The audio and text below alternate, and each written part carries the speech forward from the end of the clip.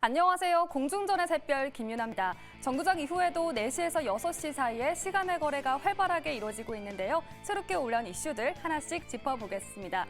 국제 신용평가사 무디스가 SK하이닉스의 신용등급을 유지하면서 전망을 안정적으로 상향 조정했다고 밝혔습니다. 메모리 가격 상승과 인공지능 부분의 경쟁력에 최근 수익과 현금 흐름이 크게 개선됐다는 소식인데요. 앞으로 이러한 흐름이 계속 유지될 것으로 전망했습니다. 동양철관의 상반기 영업이익이 40억 원을 달성했다고 공시했습니다. 매출은 작년 대비 5% 증가했고 영업이익은 흑자 전환에 성공했습니다.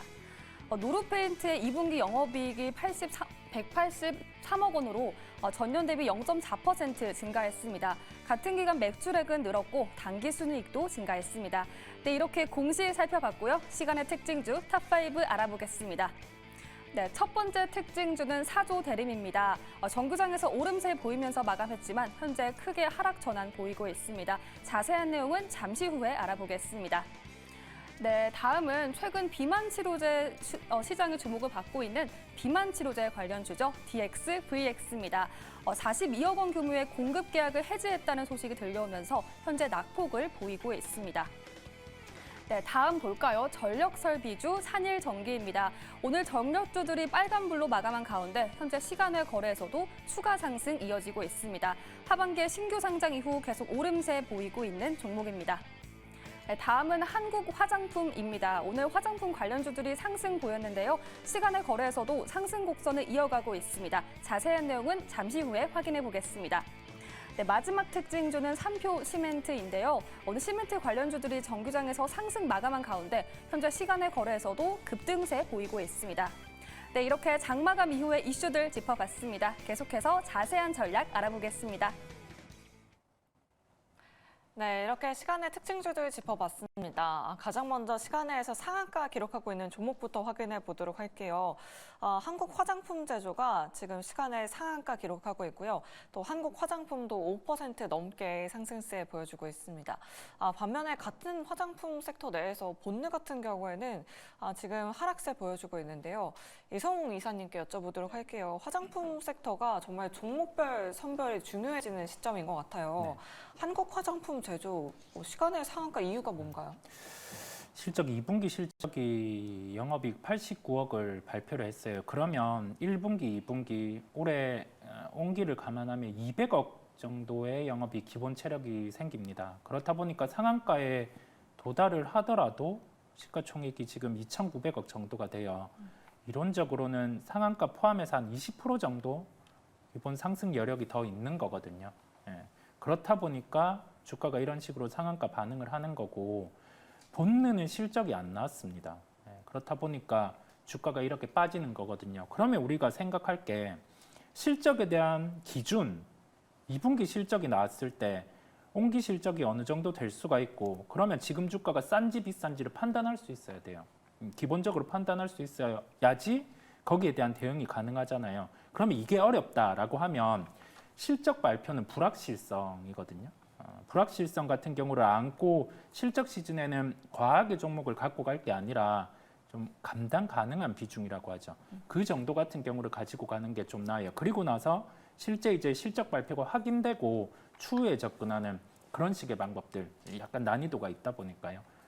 실적을 추후에 해석하는 것도 하나의 방법이거든요. 네, 그렇다 보니까 그걸 통해서 생각을 하시면 되겠고 화장품주 실적 부침이 있는 이유가 지금은 북미 쪽에서 실적 나오냐 아니냐에 따라 갈리고요. 그다음에 각 기업별로 비용 통제가 가능하냐 아니냐에 따라서 또 갈리고 그다음에 해외 법인 같은 경우 보통 중국 법인을 갖고 있는 기업들은 대부분 실적이 좋지 않아요. 왜냐하면 중국 쪽 같은 경우는 과거와 다르게 국내 제품 같은 경우가 좀 상위로 못 올라오는 상황이다 보니까 그런 점까지 감안해서 보시면 조금 답이 나오리라 보이고 핵심은 실리콘투 같은 경우가 뭐 시장 일각에서는 재고가 쌓여서 매출 같은 경우가 예전만큼 나올 수 있을까라는 생각을 하는데 실리콘투는 유통업체라서 재고가 다음 매출이랑 연결되는 구조입니다. 그래서 실리콘투 주가가 모든 키를 가지고 있다는 말씀을 드립니다. 네, 알겠습니다. 화장품주 종목별 선별이 정말 중요해진 시점인 것 같습니다. 한국 화장품 제조가 시간에서 상한가 기록하고 있다는 점 체크해 보시면 좋을 것 같습니다. 다음으로 빙그레 실적 발표도 한번 확인해 보도록 할게요. 하창원 본부장님께 여쭤보도록 하겠습니다. 현재 빙그레가 실적 발표 이후에 시간에서 또 큰 폭의 하락세를 보여주고 있습니다. 사조대림 같은 경우에는 계속해서 그린벨트 이슈가 엮이면서 좀 그래도 강세 이어갔는데 사조대림도 지금 9% 넘게 하락 중이거든요. 네. 본부장님, 이런 그 식품주들은 어떤 전략을 좀 세워보는 게 좋을까요?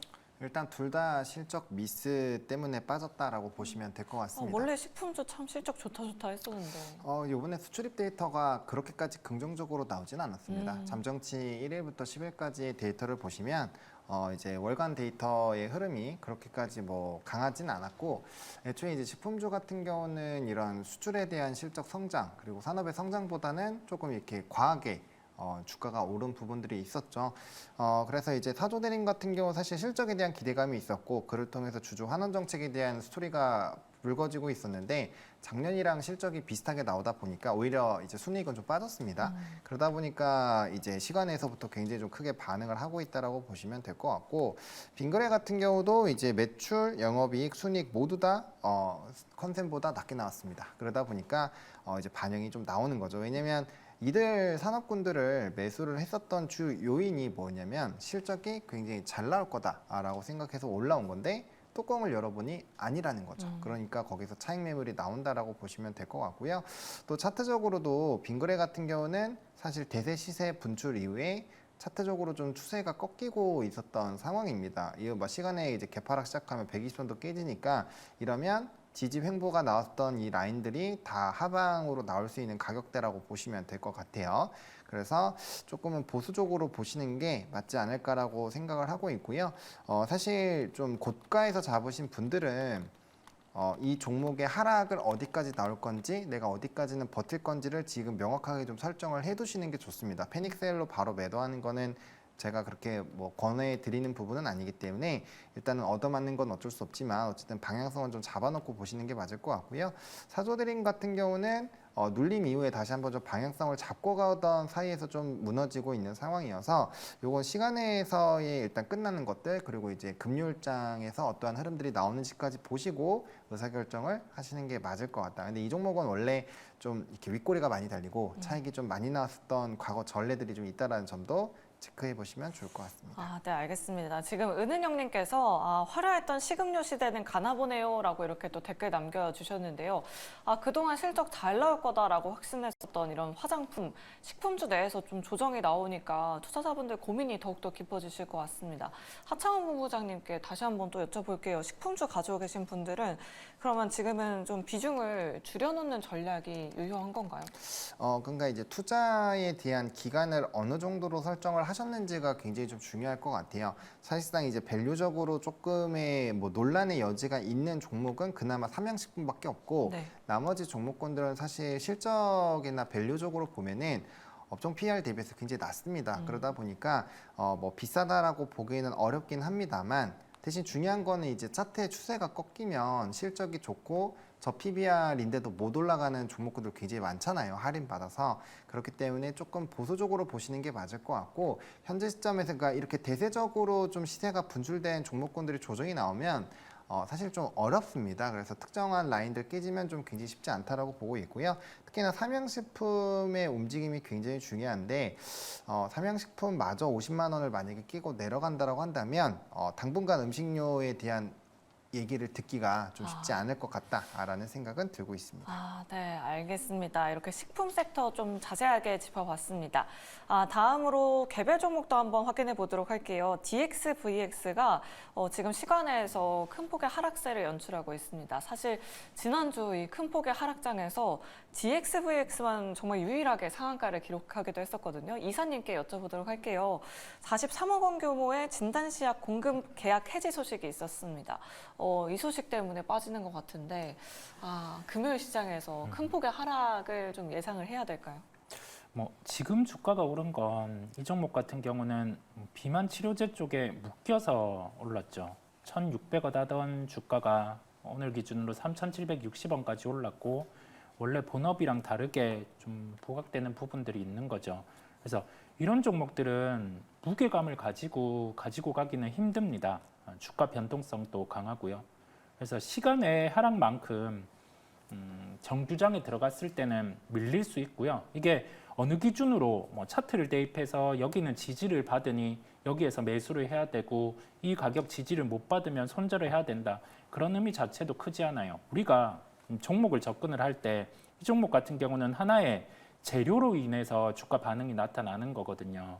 그렇다 보니까 다음 거래일 같은 경우는 좀 리스크가 존재를 합니다. 주가는 빠지고 근데 복원은 나타날 거예요. 그렇다 보니까 보유하고 계신 분들 같은 경우는 지금의 시간의 하락 같은 경우를 정규장에 대입해서 그 정도 가격에 밀린다고 해서 크게 염려는 안 해도 될 것 같아요. 다른 재료니까. 예.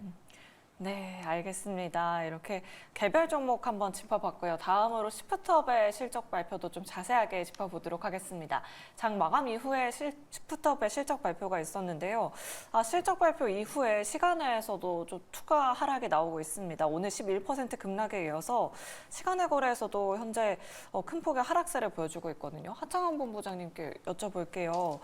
일단 매출액 영업이 어떻게 나왔고 좀 시장 컨센서스 대비해서는 좀 못 나온 것 같거든요. 네. 어떻게 보셨어요? 일단 뭐 시프트업 같은 경우도 이제 시장 컨센을 조금 하회했다라고 보시면 좋을 것 같습니다. 일단은 지금 이제 게임주 같은 경우에 특히나 시프트업 같은 경우는 이제 신작에 대한 모멘텀 기대감도 좀 있었던 상황이거든요. 그런 상황에서 좀 미스를 했다라는 점. 그래서 매출과 영업이익, 순이익 모두 다 좀 하회를 했고요. 규모 같은 경우는 매출단에서 한 예상치가 796억인데 매출액이 652억 나왔고 순이익 같은 경우도 한 20% 정도 미스를 했다라고 보시면 될 것 같습니다. 근데 이제 오늘 선제적으로 조금 얻어맞은 부분들이 있어서 시간에서 엄청 과하게 빠지고 있는 것은 아니라고 좀 보여지고요. 일단은 뭐 게임스컴 같은 부분에서 그리고 또 이제 뭐 니케부터 시작해서 여러 가지 이벤트들이 있기 때문에 그 부분에서 만약에 좀 잘 나와준다라고 한다면 충분히 좀 주가의 되돌림은 일부 나올 수 있지 않을까라고 봅니다. 다만 또 신규 상장주이니까 또 물량 뺏을 때는 또 확실하게 또 뺏어줄 수가 있거든요. 그렇기 때문에 그런 부분들을 잘 고려하셔가지고 의사결정을 해주시면 좋을 것 같습니다. 네, 알겠습니다. 이렇게 시프트업의 실적 발표까지 체크해봤습니다. 또 방금 전에 들어온 소식인데요. 카카오의 자사주 처분 결정 소식이 있었습니다. 금요일 시장에서 카카오 주가에 좀 보탬이 될 수 있을지 여부도 한번 확인해 보시면 좋을 것 같습니다.